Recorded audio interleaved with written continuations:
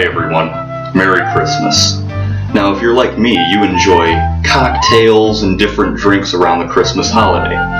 And while there's always different ways to mix and to create cocktails or highballs or martinis or whatever you want to drink, from Christmas ale to martinis to margaritas to senoritas, it doesn't matter. It's Christmas, which means we all come together, and I'm going to show you how to bring your family closer with some really good alcoholic beverages. The first thing though is my attire doesn't seem appropriate, so if you'll excuse me a second. There we go. That seems a little better, doesn't it? Now I want you to follow me into the kitchen. I'm going to show you how to make some drinks. Come on. Don't worry about it. Come on.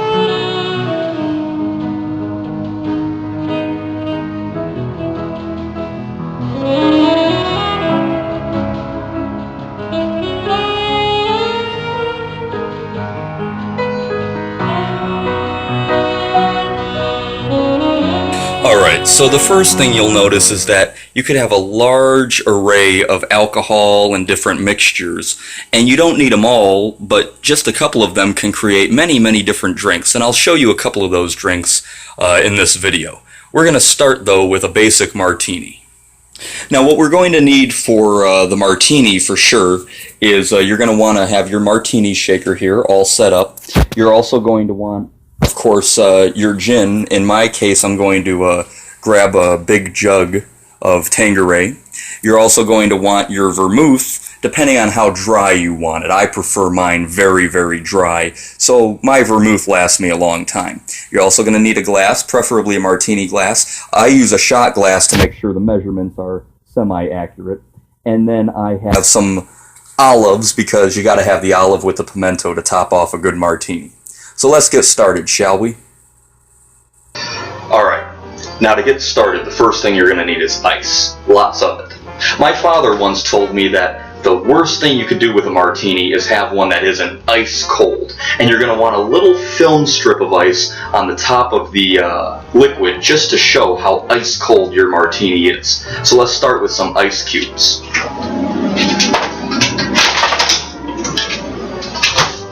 We're going to put them in the shaker.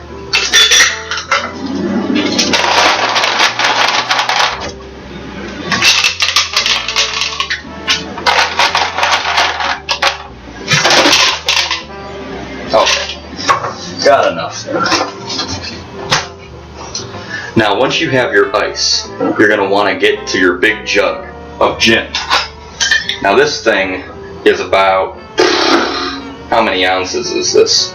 It's a lot of ounces. This is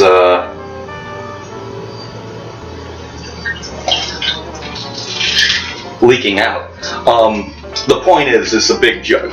Now, whew, it smells like somebody spilled aftershave in this joint. Okay, what we're going to do to get started here is I'm simply going to pour one shot of just straight up gin. Just straight up gin. We all know a gin, and it's going inside the glass. Right there. Right inside the shaker. Okay, now to be honest with you, I like to do about a shot and a half because I have a cast iron stomach. So let's do another half a shot there, roughly. It's like, oh, pine tree and rubbing alcohol put together is so good.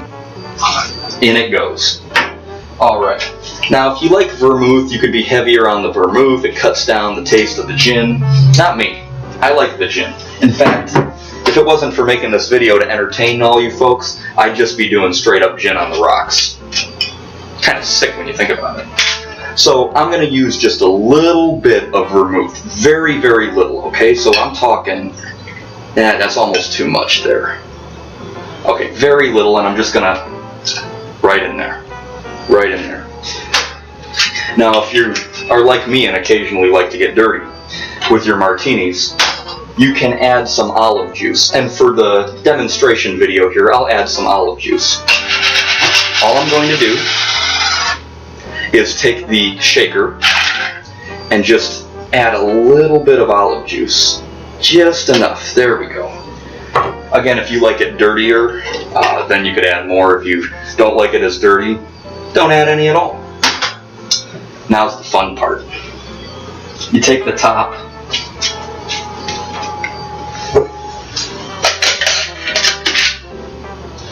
put the lid on, and you gotta give it a good shake. And I'm not talking, okay?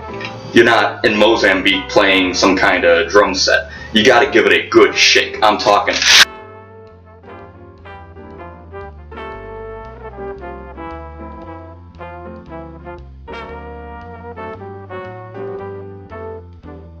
Okay, now, once you're done shaking it, you're gonna pour it into the glass really nicely here.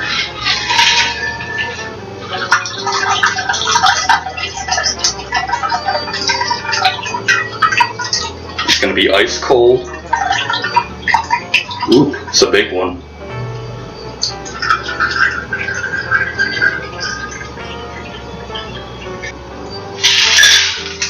Okay.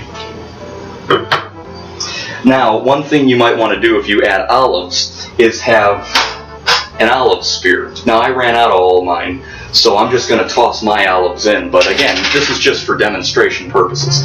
I'm going to go with 2 olives. 1, 2. In they go. You could tell from the way it's a little cloudy that it's a little dirty from the olive juice. The olives are sitting in there soaking up the delicious gin, and if you look closely you'll see a little bit of ice there. See the little pieces of ice? That's because it's so ice cold that it's going to be utterly delicious. So let's give it a try, shall we?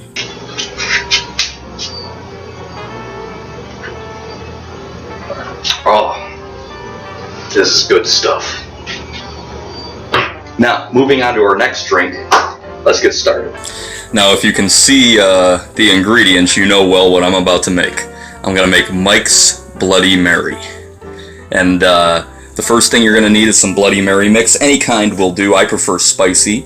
You're going to want, obviously, some high-quality vodka, preferably, to give it a better quality taste. A little bit of Worcestershire sauce. A little bit of olives. You could also use celery, whatever. Any kind of, you could put a rotisserie chicken in it. It doesn't matter. You got Tabasco sauce, which you gotta have. Every man's apartment should have some Tabasco. And you're gonna need sea salt as well for this little demonstration here. Okay, you get your ice. Then what you're gonna want to do is grab a little measuring cup. I use about 2.5 ounces of the Bloody Mary mix. So, I can tell already it's going to be good. And remember, Bloody Marys go very well at holiday parties or holiday functions or any time of year with your family and friends. So, we're going to go up to 2.5 ounces right there. And we're going to toss this into the shaker right there. Okay. Now, the next thing we're going to do is add our vodka. In my case, I'm going to add 1 shot, full shot to the brim of vodka. Okay. 1 full shot of vodka. It's a big jug. Alright, in it goes. Now's the fun part with the Bloody Mary. Now you can experiment. Now, I prefer to use just a couple of little drops of Worcestershire sauce. Now, you might say Worcestershire, some people say Worcester, I say Worcestershire, so shut up about my pronunciation of it. Alright, 1, 2 drops. Oh, by the way, if you're allergic to anchovies, don't use it. Alright, so in it goes. Now I'm going to use a little olive juice. Now this is my special trick. Some people don't put it anywhere near their Bloody Marys. I like the little bit of dirty taste it gives to the Bloody Mary. So just as with the martini, just a little bit of olive juice in there. Tabasco. You have to be very careful with this. There should be warnings on the labels, okay? I mean, for God's sake, I get warning on freaking chocolate bar labels. They don't put warnings on this. This is the serious threat. So, you're going to do a little bit of splash in here. 1, 2, 3. Alright, about 3 seconds worth. Again, this stuff is very powerful. It's very potent. Then comes sea salt. Now, the original Bloody Mary recipe, which, by the way, the man who created it wanted it to be called a red snapper, but it never caught on quite like Bloody Mary. What you're going to want to do is what he wanted to do, which was you cake the whole bottom of that in sea salt and pepper and whatever you can. So don't be stingy with the sea salt here. You're going to want to taste the saltiness. So Right in it goes. Alright. Now, put the lid back on. And just like with the martini, you give it a shake. This one could be a little easier, you don't have to go as hard.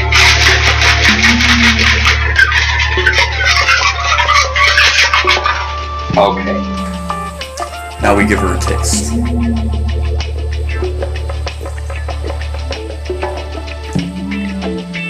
Good. Very good. You could taste the little bit of everything in there.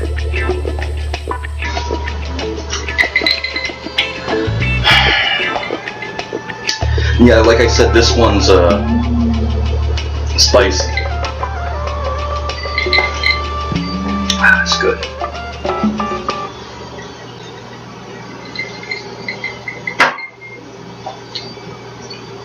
So for the last drink I'm going to show you in this video, we're going to do a Manhattan. Now Manhattan, you could use different types of vermouth. I prefer the dry vermouth, but technically you should use the sweet vermouth. But it's basically a couple of ingredients. Take a look. I know what everybody says. I don't like Southern Comfort. I don't like it. Well, guess what I do? Alright? I like Southern Comfort. But if you don't like Southern Comfort, you could use other whiskeys. You know, you could use Canadian Club. You could use Jack Daniels. You could use whatever you like. But for my Manhattan, we're going to use Southern Comfort. You'll also want the vermouth. Like I said, you could use sweet vermouth, but dry vermouth will work. Either way, you're going to get the taste. And it's not just from the whiskey and vermouth. It's also bitters. You gotta have bitters. Okay, that is crucial to making this drink. Okay? You also might want to use cherries with this drink and a little bit of cherry juice. Unfortunately, my nephew, the little Dickens, took all my cherries and I haven't been able to get any new ones yet. So there will be no cherries for this video. Anyway, let's get started. Once again, for the final drink, ice.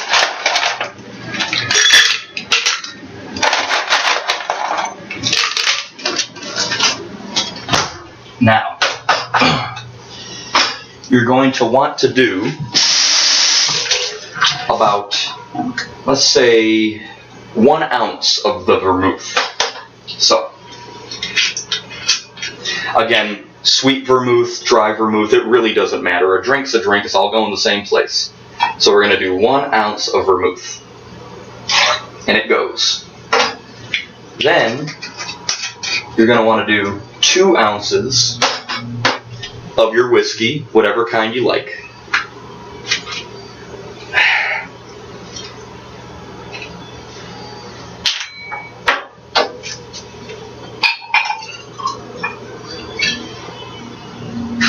Right in there. Now's the fun part. For Manhattans, it's all about the bitters. Bitters give it a sweet, aromatic flavor. It's, you know what it smells like? Gingerbread. That's what it smells like to me, gingerbread. And you're going to want to do a couple of, I do a couple of good splashes. 1, 2, 3, 4, 5, 6. Alright. So you get your bitters in there. And since we don't have any cherry juice, I'm just going to do a little smidge of sugar, okay? Right in there. Now, put the top on.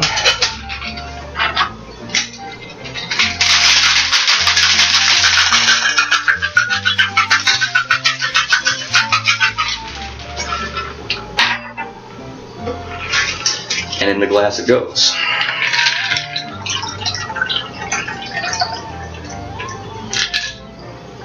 And again, you could garnish this with a cherry. I don't have any. And you could also add a little cherry juice. And you could change the types of vermouth from sweet vermouth, dry vermouth, whatever kind of vermouth you prefer. Like I said, I like dry, but it doesn't really matter here. And let's give this a taste.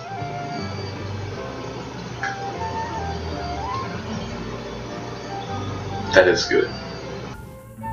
So I hope you've enjoyed me teaching you how to make Mike's versions of the gin martinis, Bloody Marys, and our Manhattans. Of course, if I had had celery or cherries, that would have been better for the video. Nonetheless, make sure to do these drinks and more for your family and friends over the holiday season. Thank you all, God bless you, and Merry Christmas.